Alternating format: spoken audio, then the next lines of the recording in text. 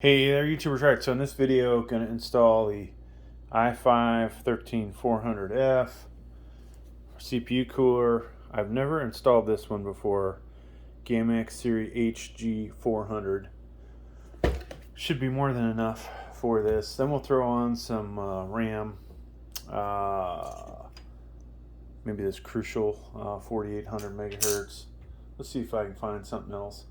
Now, funny little story. I was going to install some other CPU coolers, and you start to lose parts or mismatch or can't figure out what goes with what. So we're just going to start with a new cooler I've had for about 3 months, and hope to God the instructions are good, right? All right. So first thing we're going to do, folks, we're going to put the CPU in. There's a little triangle here. I'm going to line that up with my CPU there. Plus, this reads left to right, left side being over here at the I/O shield. CPU can go in only one way, as there are protrusions on the socket itself, and CPU has cutouts, so that's in there good. Now this will pop off. It's up to you whether you want to pop it off before that. I always double check to make sure it's seated. The instructions, of course, tell you, keep it on until you actually put the CPU in, right? Why? Because that protects the socket. And I can't tell you how many times I may have damaged one over the years. The worst was dropping a screwdriver right on one, so it definitely pays to be careful. All right, so I'm going to zoom out a little bit. Actually, I guess I can't once you start recording at this magnification. So using the Samsung S21, pretty awesome cell phone for doing these recordings. I think we're shooting 4K 60, and I'm finally using one of my light sets. Don't forget to remove this before installation. So that tells you I have never actually installed this before. We have our instruction manual. I should be able to do this without the instruction manual, but we'll just show it to you guys because maybe you're watching this just to install this. So we're looking for the LGA 1700 kit. That is not it. This is not LGA 1700. Here's our LGA 1700. So hopefully this thing says LGA 1700 on it. Let's go ahead and check our little baggie out. All the stuff is in here. Probably not a good idea to hold this over the motherboard, folks. There are 3 kits in here, amazingly. This is probably AMD. Doesn't say anything on it. What does that say, folks? Sometimes they're nice enough to write that on there. Intel 1700. Boom. And so this must be, if you're watching this, for one of the other ones. Well, it doesn't say. So we'll put this back in the baggie because nothing worse than misplacing your parts. And then I'm going to take all the other crap out of here. I'm not going to use the thermal paste that's included, but you guys can. I'm sure it's top-notch stuff. Just not in this video, it's not top-notch. All right, now, if you're going to permanently put this CPU cooler on here, I would say, like for a year or two, go ahead and, peel this off. I'm not going to. This stuff is such a pain in the ass to get off. I would just assume, completely scrape it off. Now, what's the benefit of that? Well, when I go to do this, put this on, it would actually stay in place, right?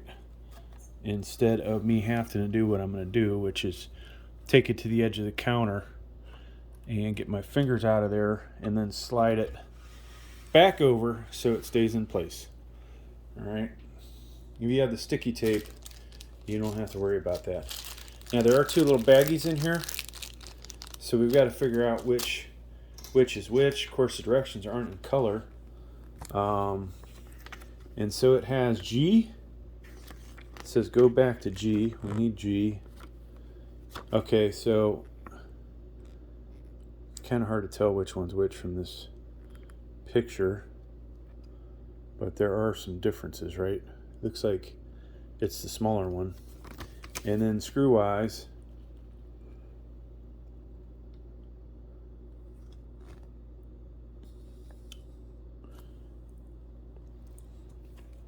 looks like we're just going to put these caps on top of this thing and eventually put screws through it. I don't know. All right, so there's a bunch of spacers. It would appear it's the black ones. F is if it's smooth, so we're not using that one.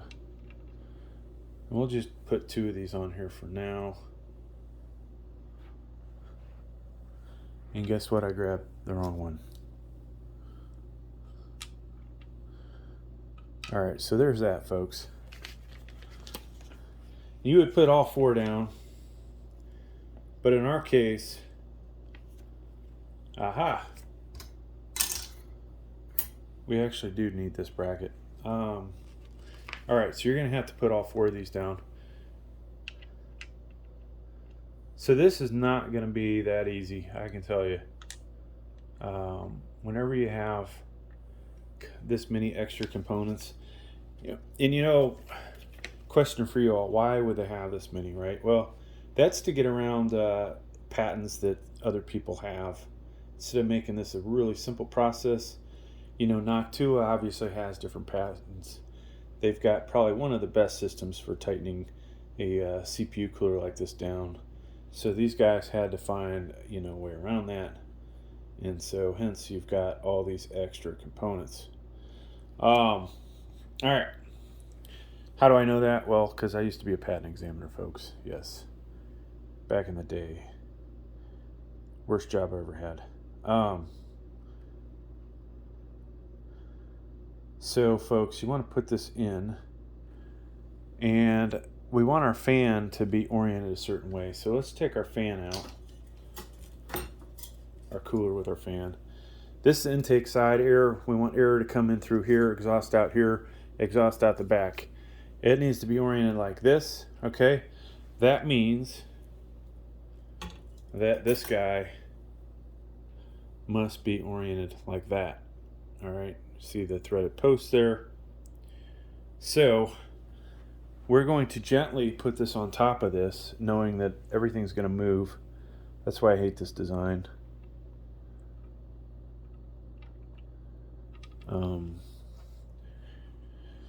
Not a lot of fun. Okay. So the next step, folks, is to grab your screws. You want to grab the right ones. Let's look at our picture again. We're using I, it would appear. So I is, there's 2 different types of I, and you can tell this one's partially threaded. The other one is longer, so it must be these, okay? It's got to be these.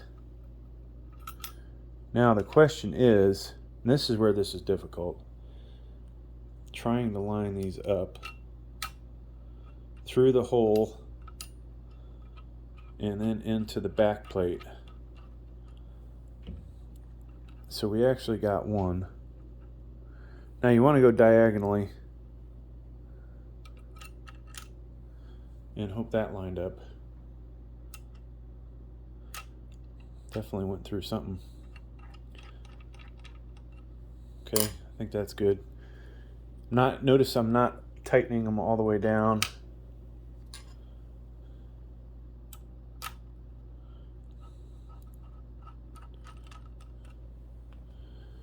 And then one more.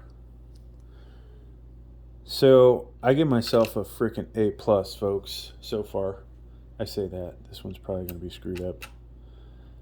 Good luck to you all getting that to work out that smoothly. See, I knew what I had in store, the headache. that was upon me with this, and I just patiently took my time. All right, so now we're going to tighten this down.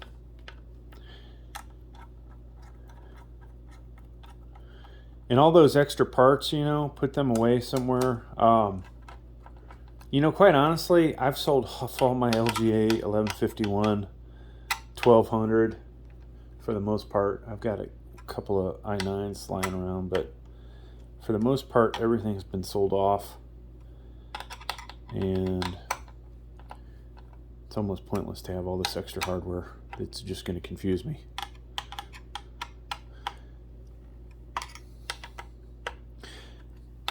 You know, I didn't really talk too much about this cooler, but this was a $20 cooler. Oh yeah, we never did take that off. $20 cooler, and it's should be good enough for this, right? It's going to be, you know, upgrading to something like this is probably going to give you slight improvement in your performance of your CPU, at least doing benchmarks and things like that. So we're up to this step, folks. The next thing is going to be to put our thermal paste down. Not that you need me to show you the directions, but that's where we are in the directions. I'm going to use, you know what? Screw it. Let's go ahead and use this, the one that came with it. I was going to use something better, but we'll go with this. There's way more thermal paste in here than you need for one installation. So if you have a little baggie, which you do, you could put it in there. Now a lot of times, you know, they say put a nice round blob in the middle. I like to kind of spread mine out a little. And actually this isn't going to come out as well as I'd hoped. Yeah, that was not pretty. So we're going to find a little tool to smear that around a little better. But you know what? I think I lied, folks. This is only enough for one install. So you won't be able to use this in case you screwed up. You'll have to go buy new CPU paste. Okay, let me pause this and find the tool. All right, so, you know, we don't need to completely distribute it all over the place. When we crank down on the CPU cooler, it's going to spread. The main thing was not to have it all on one end where it would basically overflow off the CPU into the socket. All right, so we're ready to put this on. I've detached the fan, and so you can see the way this is designed, folks. This is where the fan's going to go, so they want you to put it on like this. All right, remember, I/O part of your motherboard. And now this is, you know, one of those things, might be a little tricky lining it up. Get a couple threads in on this side, then switch over to the other side, if you can see it without my hand being in the way. One of these days I'm going to film from the other side.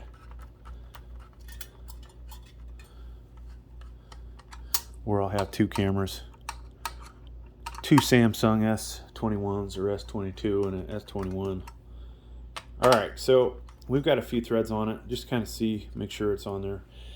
Now it's good. We're going to continue to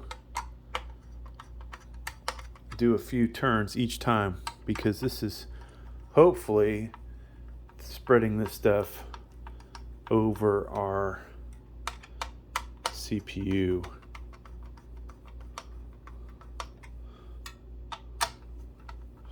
Evenly, I should say.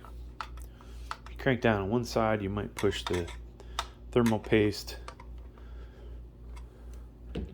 instead of spreading evenly. Alright, so that's good, folks. Now we've got our fan. We're going to have to, actually we don't have to. This is nice, it's already tied up. The fan is coming out that side. I'm going to just see if I can plug that in first. Now the question is, folks, which one of these is the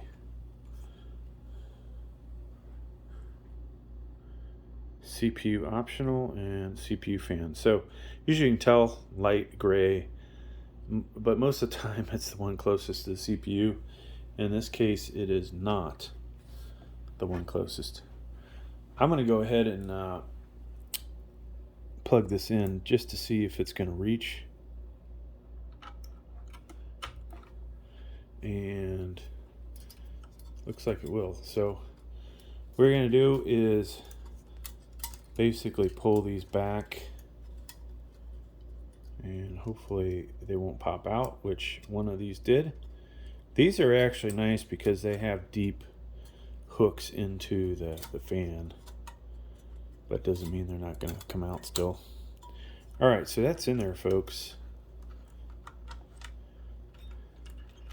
This is turned out to be a pretty decent install. Could have been better, yeah, if there was better talent doing the video. All right, so I just used my Aorus RAM somewhere else. Let's see if it's available. All right, unfortunately it's in a motherboard that I need. So I'll put this Crucial RAM in here. It can go in only one way. This is DDR5 RAM, and we gotta move stuff away. It's gonna go in like that. So sometimes you get to see the pretty side of the RAM.